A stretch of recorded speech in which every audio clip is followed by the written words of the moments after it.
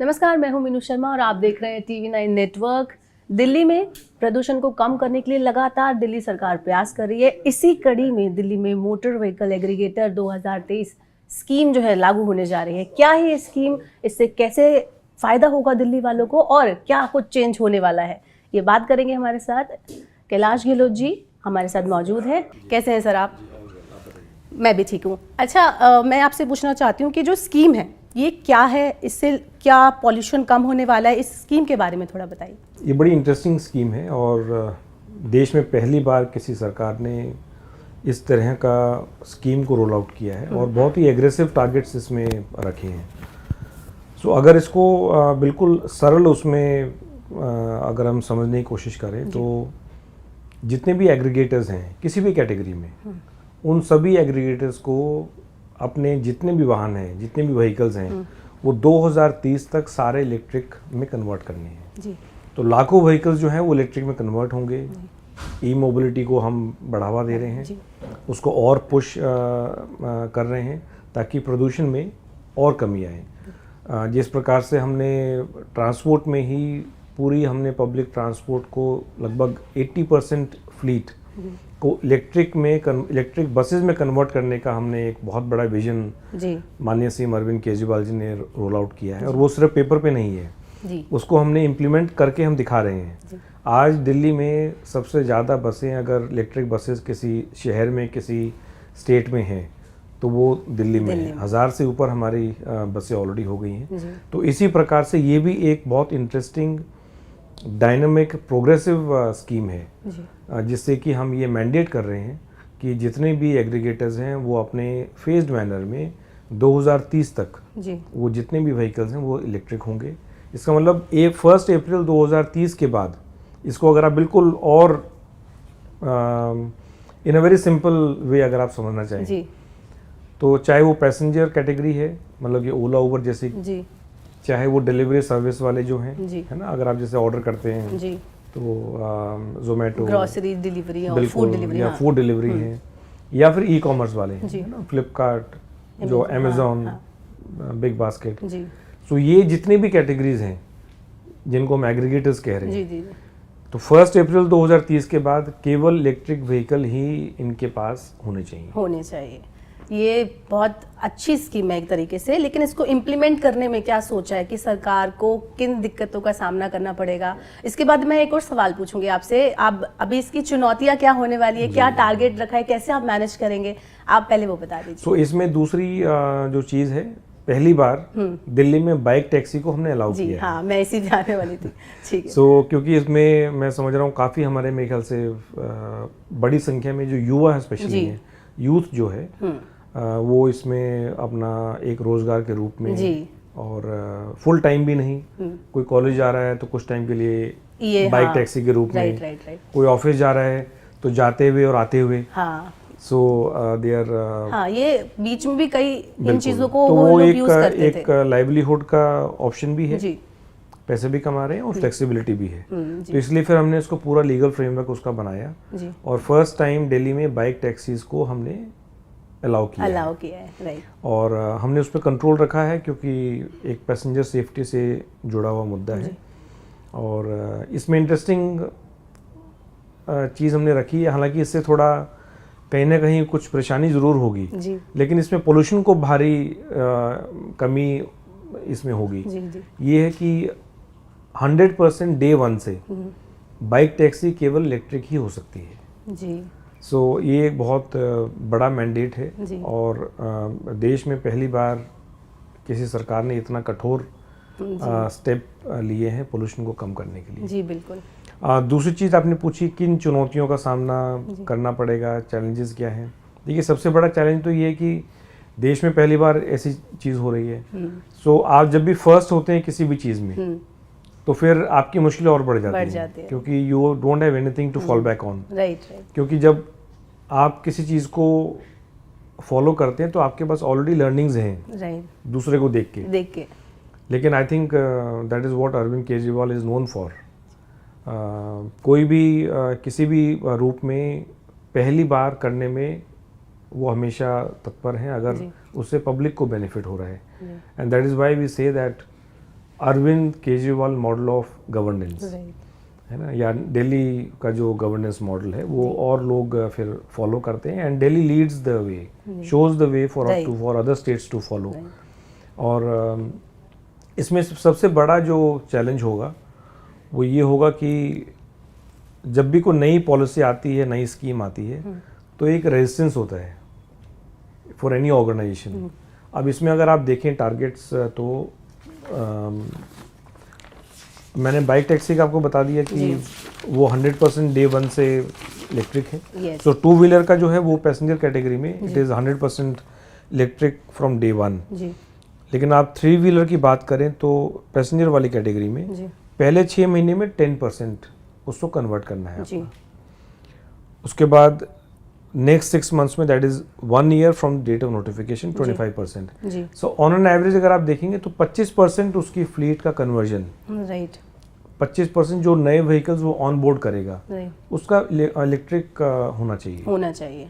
तो और आपने कैटेगराइज कर दिया कि इतने इतने टाइम में आपको इतना इतना परसेंट चेंज कर लेना है। सो देयर बाय मीनिंग कि आप जब चौथे 5वें साल में आएंगे तो आप जो नए ऑन बोर्डेड व्हीकल्स हैं वो ऑलमोस्ट 100% इलेक्ट्रिक हो जाएंगे जी। सो ये एक पार्ट हो गया। सेकंड, जो पुराने व्हीकल्स हैं, अगर किसी के पास ऑलरेडी वो ऑपरेशन में है, सपोज ओला उबर है, अब उनके पास हजारों की संख्या में टैक्सीज ऑलरेडी चल रही हैं जो इलेक्ट्रिक नहीं है, राइट। लेकिन उन टैक्सीज को भी बाय 1 अप्रैल 2030 वो सारे इलेक्ट्रिक में कन्वर्ट करना है। ओके, तो दो चीजें अलग हैं इसमें। अगर इसको पब्लिक को भी क्लैरिटी रहना चाहिए। वन इज जो पुराने व्हीकल्स हैं, तो जो पुराने व्हीकल्स ऑलरेडी चल रहे हैं उनका डेडलाइन है 1 अप्रैल 2030, राइट। लेकिन अगर सपोज किसी के पास 100 व्हीकल्स ऑलरेडी हैं, वो 10 व्हीकल्स और ऐड कर रहे हैं, तो उन 10 व्हीकल्स का 10% वो इलेक्ट्रिक ही होगा, राइट। और with in 5 years it means, जैसे हमने पॉलिसी को कल नोटिफाई किया, तो बाय नवंबर एंड 2028 जितने भी नए व्हीकल्स वो ऑन बोर्ड कर रहे हैं वो सारे इलेक्ट्रिक होंगे। हाँ, तो स्कीम तो देखने में भी लग रहा है कि काफ़ी मुश्किलों से भरी हुई है, लेकिन टाइम के साथ हमें पूरी उम्मीद है कि आई एम श्योर दिल्लीइट्स जो दिल्ली वासी हैं उन्होंने काफ़ी बड़े बड़े काम करके दिखाए हैं। स्मार्ट हैं दिल्ली वासी का। And I think as compare to other states जो न्यू टेक्नोलॉजी को अडॉप्ट करने की जो इच्छा है, जो ज़ील है, वो दिल्ली में ज़्यादा है। इसीलिए अब हम ये कह रहे हैं कि Delhi is the EV capital of India. Right. इतने सारे लाखों व्हीकल्स जो हैं दिल्ली की सड़कों पे आप देख रहे हैं, इलेक्ट्रिक व्हीकल्स दौड़ रहे हैं।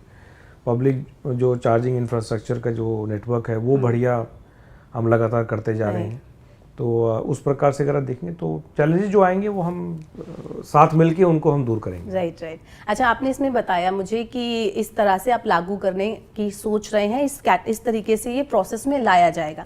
तो इसमें जो लोग इसका उल्लंघन करेंगे, जो लोग नियम नहीं मानेंगे, तो उसके लिए क्या प्रावधान है? जो इसको सपोज कोई व्हीकल है जो अगर उसका मैंडेट है कि ये इलेक्ट्रिक होना चाहिए और वो इलेक्ट्रिक नहीं है, या किसी भी प्रकार से अगर कोई एग्रीगेटर हमें मिलता है जो इसका वायलेशन कर रहा है स्कीम का, तो 3 ब्रॉड उसमें पेनल्टीज हैं और प्रोविजन हमने रखे हैं। One is fine, first instance पे फाइन करेंगे। फाइन में very from anyway from 5,000 to almost 1 lakh rupees. और अगर फिर भी हमें मिलता है कि सेम कंपनी या सेम एंटिटी जो है दोबारा वायलेशन कर रही है, तो for some time we will suspend the licence.